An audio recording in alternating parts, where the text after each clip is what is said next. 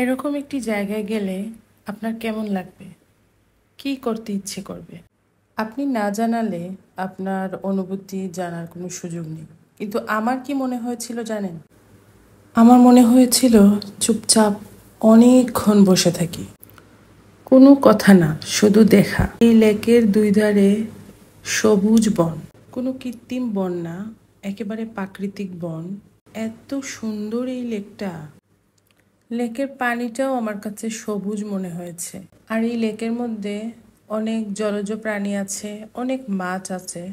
কারণ আমি যেখান থেকে দাঁড়িয়ে ভিডিও করছিলাম তার ওই পাশে অনেক ছেলেদেরকে আমি দেখেছি বড়শি ফেলে বসে আছে, অনেক নারীরাও বসে আছেন বড়শি ফেলে। তখন মনে হলো এই লেকের মধ্যে অনেক মাছ আছে, এটা নিশ্চিত। একজনের মুখে এই লেকের গল্প শুনেছিলাম। গল্প শুনেই আমরা বের হয়ে গিয়েছিলাম এই লেকের সন্ধানে। এর আগে কখনো আসিনি। আমার সাথে ছিল আমার ছোট ভাই মিহান। আমরা দুইজনে মিলে এখানে গিয়েছিলাম। অনেকটা ঘোরাঘুরি করতে হয়েছিল। ঘোরাঘুরি কারণ হচ্ছে আমাদের কাছে সম্পূর্ণ লোকেশনটা ছিল না। তারপর যাই হোক আমরা খুঁজে বের করেছি। খুঁজে বের করে আমরা দুইজনই অনেক বেশি খুশি হয়েছিলাম। কারণ হচ্ছে যে বেশ কয়েকদিন যাবত আমরা প্ল্যান করছিলাম যে এখানে যাব।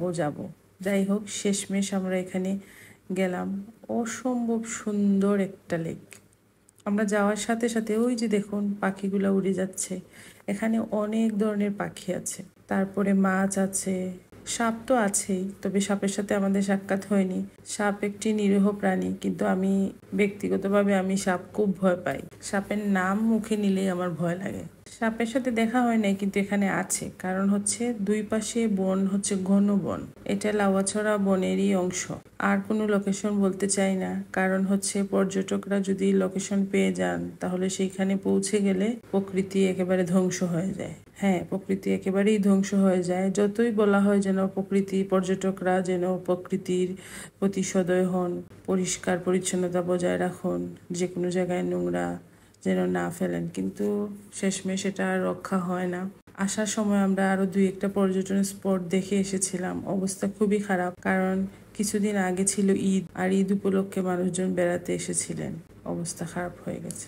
এই সুন্দর লেকের ভিউ আপনাদের সাথে শেয়ার না করে থাকা গেল না। আজ এই পর্যন্ত। সবাই ভালো থাকবেন। দেখা হবে অন্য কোনো ব্লগে।